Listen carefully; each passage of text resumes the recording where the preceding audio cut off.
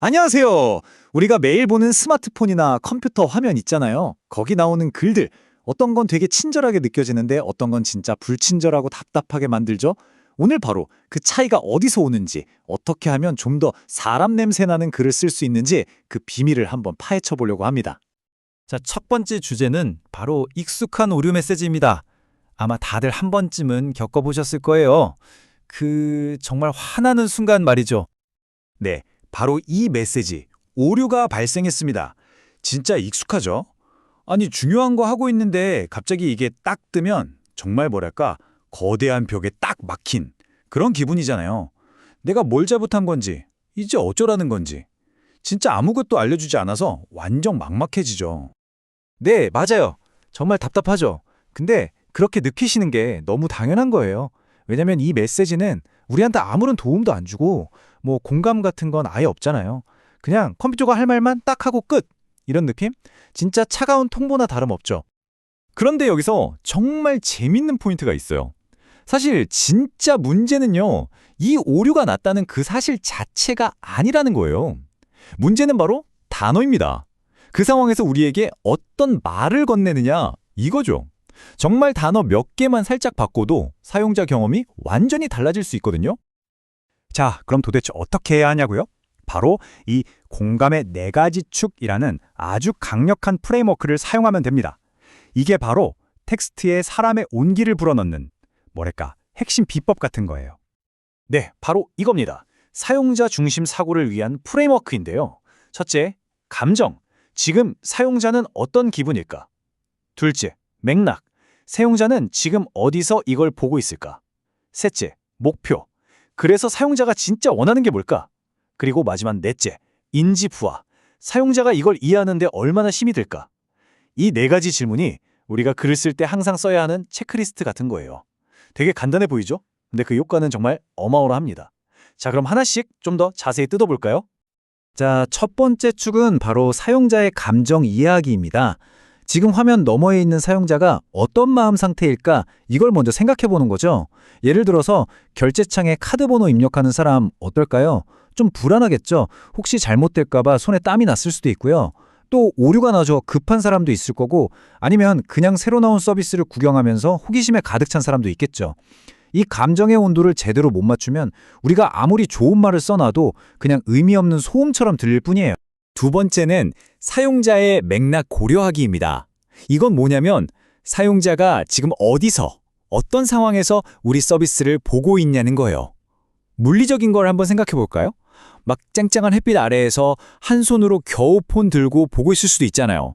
아니면 외국인이라서 우리말이 좀 서툴 수도 있고요. 이런 물리적, 문화적 상황을 생각하지 않고 그냥 우리 하고 싶은 말만 하면 그게 과연 전달이 될까요? 절대 안 되겠죠. 자, 세 번째는 사용자의 목표 인식하기입니다. 사용자가 지금 하려는 행동을 통해서 진짜로 원하는 게 뭘까? 이걸 파악하는 거예요. 사용자의 목표가 그냥 회원가입 버튼 누르기일까요? 아니죠. 그 이면에 있는 진짜 목표는 이 서비스가 주는 혜택을 하루빨리 누리고 싶다는 마음일 거예요. 이런 근본적인 목표를 딱 캐치해야 우리가 가장 효과적인 단어를 선택할 수 있게 됩니다. 그리고 마지막 네 번째, 인지 부화 최소화하기. 말이 좀 어려운데 쉽게 말해서 사용자의 생각하는 에너지를 아껴주자는 거예요. 우리가 막 어려운 전문 용어 쓰고 애매하게 빙빙 돌려서 말하면 사용자는 그걸 해석하느라 에너지를 다 써버려요.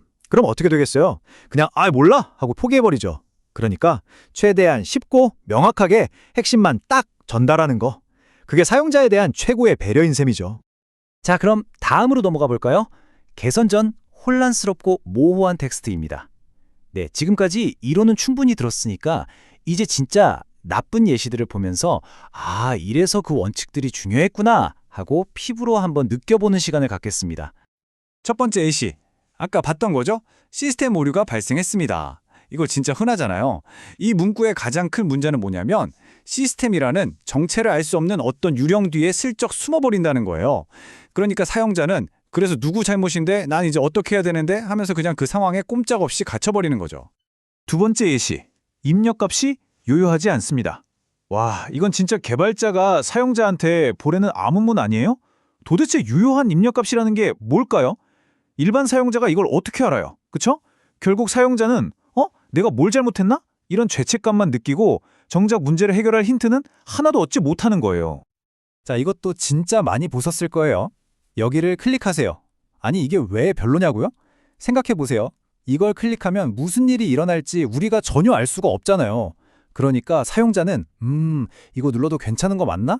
하는 그런 작은 불안감을 안고 약간은 마지못해 클릭하게 되는 거죠. 자, 이제 다음 섹션입니다. 개선 후 명확하고 도움이 되는 텍스트. 네, 드디어 오늘 내용의 하이라이트라고 할 수 있겠네요. 방금 전에 봤던 그 답답한 문장들 있잖아요. 그 문장들이 우리가 배운 공감의 4가지 축을 만나서 어떻게 변하는지, 그야말로 마법 같은 변화를 지금부터 함께 보시죠. 자, 첫 번째 변화 한번 보세요. 시스템 오류에서 잠깐 연결에 문제가 있어요로 바뀌었죠. 와, 완전 다르지 않아요? 일단 잠깐 하면서 사용자의 당황스러운 감정을 먼저 딱 잡아주고요. 그 다음에 연결 문제라고 원인을 알려주고 새로 고침이나 인터넷 확인이라는 구체적인 해결책까지 주니까 사용자의 인지 부하가 확 줄어드는 거예요. 훨씬 인간적이죠? 두 번째도 한번 볼까요? 암호 같았던 입력값이 유효하지 않습니다가 이메일 주소가 올바르지 않아요로 바뀌었어요. 이렇게 막연하게 입력값이 아니라 이메일 주소라고 정확하게 딱 짚어주니까 어때요? 사용자는 이메일을 고치면 되는구나 하고 자신의 목표를 달성하기가 훨씬 쉬워지는 거죠. 당연히 생각할 필요가 없으니까 인지 부하도 줄어들고요. 자, 마지막 변화입니다. 여기를 클릭하세요 대신에 회원가입 완료하기. 이건 정말 간단하면서도 강력한 변화죠. 사용자가 하려는 목표를 그냥 그대로 버튼 이름으로 써준 거예요. 이러면 사용자는 이 버튼 누르면 회원가입이 끝나는구나 하고 결과를 명확하게 예측할 수 있잖아요. 그러니까 망설임 없이 확신을 갖고 누를 수 있게 되는 거죠. 자, 이제 마지막 섹션이네요. 자, 이제 여러분 차례입니다. 네, 지금까지 저랑 같이 쭉 살펴봤으니까 이제는 배운 것들을 직접 써먹어 볼 시간이에요. 제가 여러분께 작은 퀴즈, 도전 과제를 하나 드려볼까 합니다.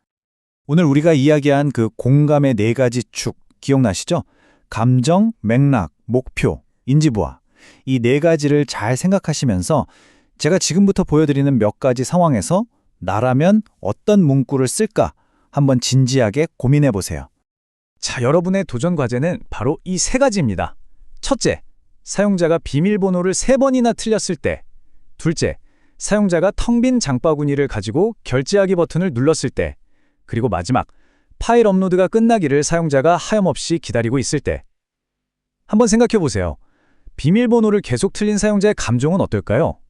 빈 장바구니로 결제하려던 사람의 진짜 목표는 뭐였을까요? 또 파일 업로드를 기다리는 사람의 그 맥락에서는 어떤 말이 가장 위로가 될까요? 잠시 한번 고민해 볼 시간을 드릴게요. 네, 결국 좋은 텍스트라는 건요, 그냥 예쁜 단어들을 모아놓은 게 아니에요.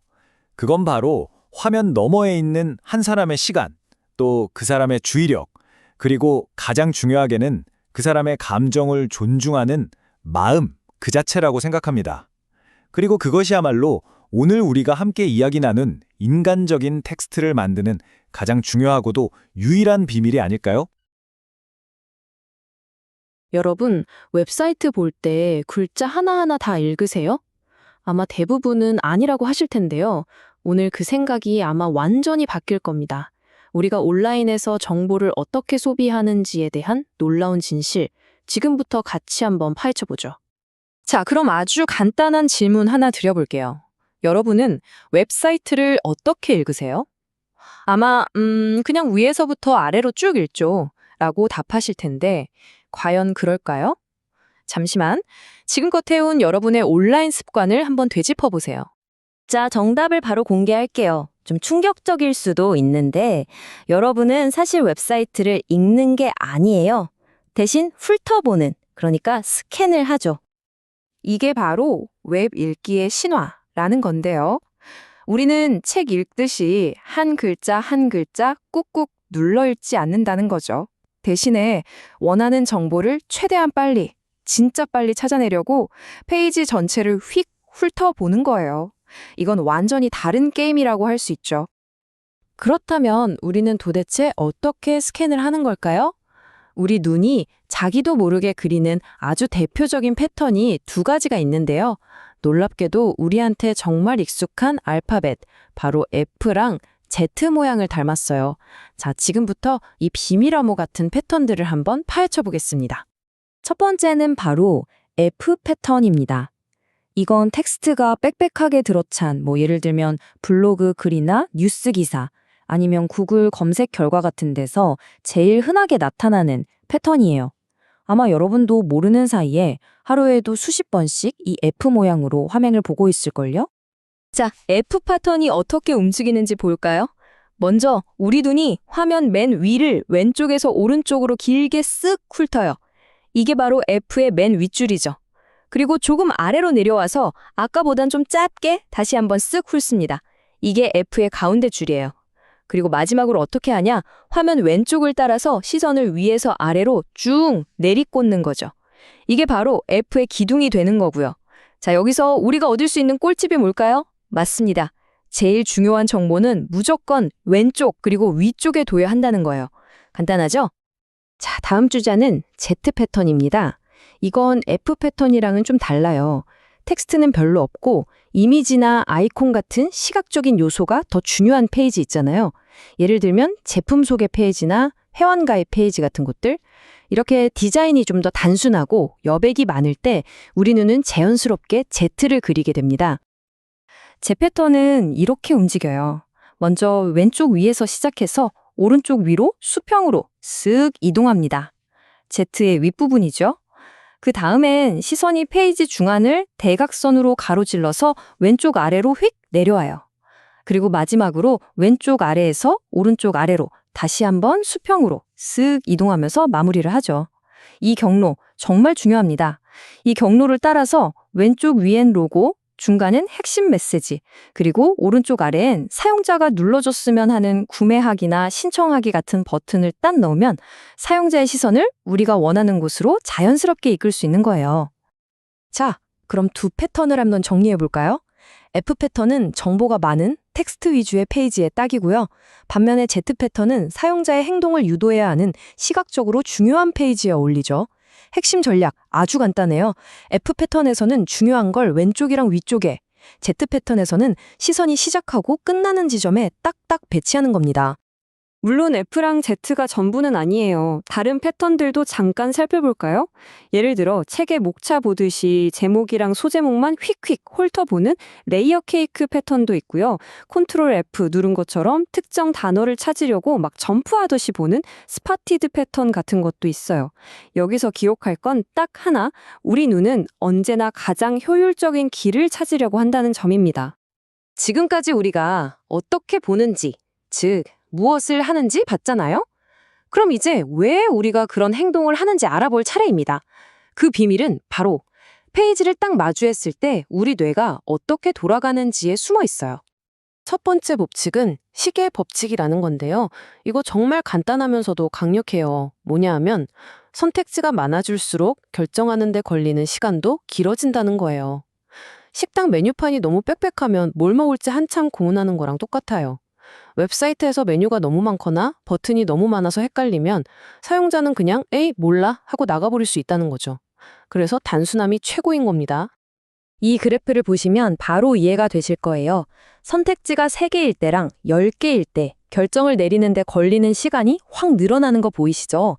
이렇게 불필요하게 복잡한 건 사용자의 머리를 아프게 하고 정신적인 에너지를 갉아먹는 주범인 셈이죠. 다음은 게슈탈트 원리입니다. 이건 우리 뇌가 시각 정보를 정리하는 일종의 비밀 규칙 같은 거예요. 우리는 그냥 흩어져 있는 점, 선, 도형을 보는 게 아니고요. 우리 뇌가 알아서 얘네들을 그룹으로 묶고 정리하고 단순화해서 하나의 의미 있는 덩어리로 인식한다는 거죠. 웹 디자인에서는 특히 이 3가지 원리가 아주 중요해요. 첫 번째, 근접성. 서로 가까이 있는 것들은 얘네는 한 팀이구나 하고 묶어서 생각한다는 거예요. 두 번째, 유사성. 모양이나 색깔이 비슷하면 얘네도 같은 종류네 하고 인식하는 거죠. 그래서 버튼은 다 비슷하게 생겨야 하는 거고요. 마지막으로 완결성. 그림이 조금 비어 있어도 우리 뇌가 알아서 그 빈틈을 채워서 완성된 이미지로 본다는 겁니다. 이 원리들을 잘만 활용하면 사용자가 정보를 훨씬 쉽고 빠르게 이해하게 만들 수 있어요. 자, 이제 이론 공부는 이쯤 하고요. 진짜 중요한 건 이걸 어떻게 써먹느냐겠죠? 이 모든 지식들을 우리가 매일 쓰는 웹사이트나 앱에 어떻게 똑똑하게 적용할 수 있을지 한번 알아보겠습니다. 자, 그럼 이 원리들을 어떻게 써먹을 수 있을까요? 예를 들어, 희귀 법칙을 생각해서 내비게이션 메뉴를 최대한 단순하게 만드는 거죠. 게슈탈트 원리를 이용해서 관련된 정보들은 딱 붙여서 시각적으로 그룹을 만들어주고요. 그리고 제일 중요한 건 사용자의 인지부하, 그러니까 무언가를 이해하고 사용하기 위해 머리를 써야 하는 그 수고를 덜어주는 거예요. 복잡한 절차는 1번, 2번, 3번 이렇게 단계별로 나눠서 보여주는 것처럼요. 바로 이런 작은 디테일들이 모여서 훌륭한 사용자 경험을 만드는 겁니다. 결국 이 모든 이야기의 핵심은 이 한 문장에 담겨 있습니다. 사용자의 정신적 에너지는 함정된 자원이다. 낭비하지 마라. 사용자를 생각하고 그들의 소중한 에너지를 아껴주는 디자인. 그게 결국 최고의 디자인이라는 거죠. 자, 이제 여러분 차례입니다. 지금 당장 여러분이 제일 자주 쓰는 앱이나 웹사이트를 한번 열어보세요. 뭐 유튜브도 좋고 인스타그램도 좋고요. 오늘 우리가 이야기한 패턴들이 눈에 보이시나요? F 패턴, Z 패턴? 이제 여러분 눈에는 전에는 그냥 지나쳤던 것들이 보이기 시작할 겁니다. 한번 찾아보세요. 오늘 이야기의 결론은 딱 이겁니다. 웹은 읽히는 것이 아니라 스캔되는 것입니다. 그러니까 거기에 맞춰서 디자인해야 합니다. 이 사실 하나만 제대로 기억하셔도 여러분이 앞으로 무언가를 보거나 만들 때 그 관점이 완전히 달라질 거라고 확신합니다. 여러분, 웹사이트 볼 때 글자 하나하나 다 읽으세요? 아마 대부분은 아니라고 하실 텐데요. 오늘 그 생각이 아마 완전히 바뀔 겁니다. 우리가 온라인에서 정보를 어떻게 소비하는지에 대한 놀라운 진실, 지금부터 같이 한번 파헤쳐보죠. 자, 그럼 아주 간단한 질문 하나 드려볼게요. 여러분은 웹사이트를 어떻게 읽으세요? 아마 그냥 위에서부터 아래로 쭉 읽죠 라고 답하실 텐데 과연 그럴까요? 잠시만, 지금껏 해온 여러분의 온라인 습관을 한번 되짚어보세요. 자, 정답을 바로 공개할게요. 좀 충격적일 수도 있는데 여러분은 사실 웹사이트를 읽는 게 아니에요. 대신 훑어보는, 그러니까 스캔을 하죠. 이게 바로 웹 읽기의 신화라는 건데요. 우리는 책 읽듯이 한 글자 한 글자 꾹꾹 눌러 읽지 않는다는 거죠. 대신에 원하는 정보를 최대한 빨리, 진짜 빨리 찾아내려고 페이지 전체를 휙 훑어보는 거예요. 이건 완전히 다른 게임이라고 할 수 있죠. 그렇다면 우리는 도대체 어떻게 스캔을 하는 걸까요? 우리 눈이 자기도 모르게 그리는 아주 대표적인 패턴이 두 가지가 있는데요. 놀랍게도 우리한테 정말 익숙한 알파벳, 바로 F랑 Z 모양을 닮았어요. 자, 지금부터 이 비밀 암호 같은 패턴들을 한번 파헤쳐 보겠습니다. 첫 번째는 바로 F 패턴입니다. 이건 텍스트가 빽빽하게 들어찬, 예를 들면 블로그 글이나 뉴스 기사, 아니면 구글 검색 결과 같은 데서 제일 흔하게 나타나는 패턴이에요. 아마 여러분도 모르는 사이에 하루에도 수십 번씩 이 F 모양으로 화면을 보고 있을걸요? 자, F 패턴이 어떻게 움직이는지 볼까요? 먼저 우리 눈이 화면 맨 위를 왼쪽에서 오른쪽으로 길게 쓱 훑어요. 이게 바로 F의 맨 윗줄이죠. 그리고 조금 아래로 내려와서 아까보단 좀 짧게 다시 한번 쓱 훑습니다. 이게 F의 가운데 줄이에요. 그리고 마지막으로 어떻게 하냐? 화면 왼쪽을 따라서 시선을 위에서 아래로 쭉 내리꽂는 거죠. 이게 바로 F의 기둥이 되는 거고요. 자, 여기서 우리가 얻을 수 있는 꿀팁이 뭘까요? 맞습니다. 제일 중요한 정보는 무조건 왼쪽 그리고 위쪽에 둬야 한다는 거예요. 간단하죠? 자, 다음 주자는 Z 패턴입니다. 이건 F 패턴이랑은 좀 달라요. 텍스트는 별로 없고 이미지나 아이콘 같은 시각적인 요소가 더 중요한 페이지 있잖아요. 예를 들면 제품 소개 페이지나 회원 가입 페이지 같은 곳들.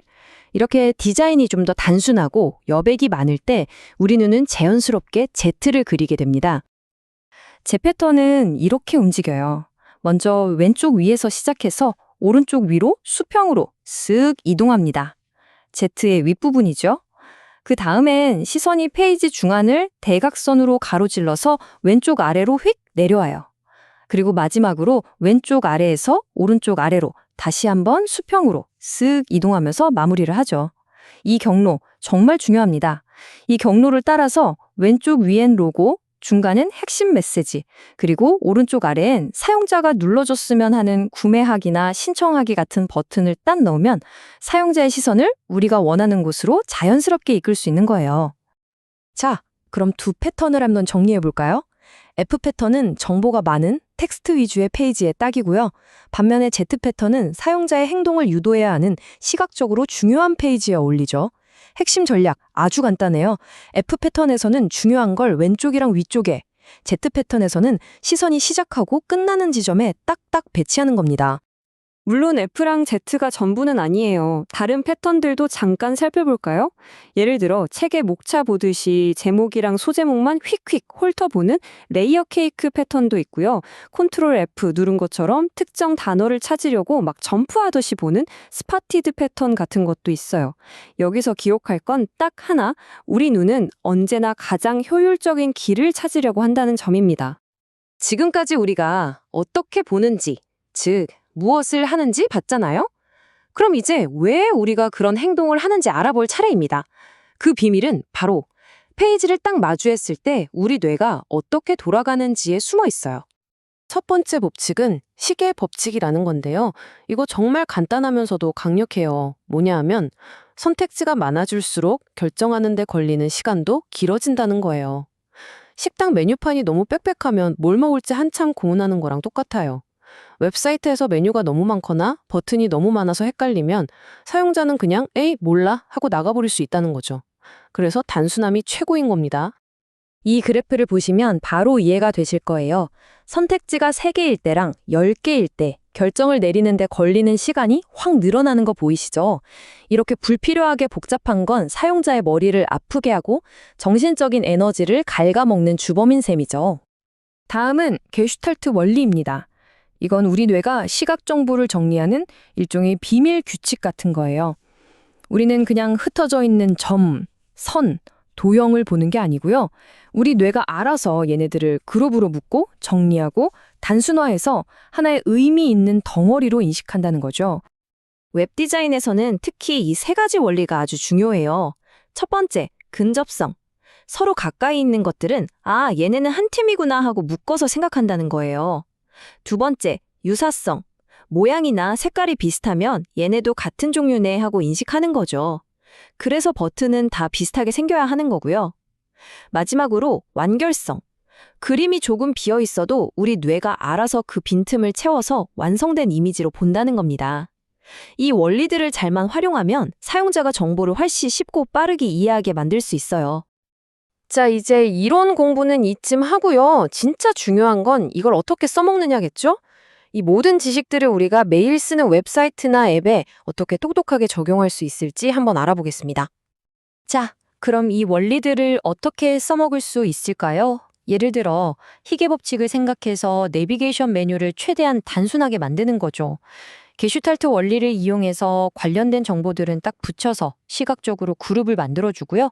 그리고 제일 중요한 건 사용자의 인지부하, 그러니까 무언가를 이해하고 사용하기 위해 머리를 써야 하는 그 수고를 덜어주는 거예요. 복잡한 절차는 1번, 2번, 3번 이렇게 단계별로 나눠서 보여주는 것처럼요. 바로 이런 작은 디테일들이 모여서 훌륭한 사용자 경험을 만드는 겁니다. 결국 이 모든 이야기의 핵심은 이 한 문장에 담겨 있습니다. 사용자의 정신적 에너지는 한정된 자원이다. 낭비하지 마라. 사용자를 생각하고 그들의 소중한 에너지를 아껴주는 디자인. 그게 결국 최고의 디자인이라는 거죠. 자, 이제 여러분 차례입니다. 지금 당장 여러분이 제일 자주 쓰는 앱이나 웹사이트를 한번 열어보세요. 유튜브도 좋고 인스타그램도 좋고요. 오늘 우리가 이야기한 패턴들이 눈에 보이시나요? F 패턴, Z 패턴. 이제 여러분 눈에는 전에는 그냥 지나쳤던 것들이 보이기 시작할 겁니다. 한번 찾아보세요. 오늘 이야기의 결론은 딱 이겁니다. 웹은 읽히는 것이 아니라 스캔되는 것입니다. 그러니까 거기에 맞춰서 디자인해야 합니다. 이 사실 하나만 제대로 기억하셔도 여러분이 앞으로 무언가를 보거나 만들 때 그 관점이 완전히 달라질 거라고 확신합니다.